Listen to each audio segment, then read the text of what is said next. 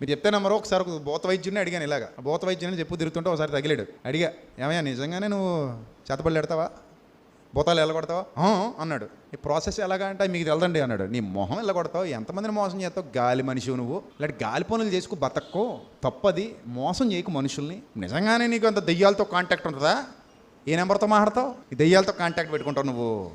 అంత అబద్ధాలు వాళ్ళు చెప్పేవని వాళ్ళు బతకడం. నువ్వు నిజంగా అంత దెయ్యాలతో కాంటాక్ట్ ఉంటే నీ దగ్గరికి వచ్చి 20-30 నిన్ను అడుక్కొక్కర్లా, ఆ దెయ్యంతో మాట్లాడుకుని.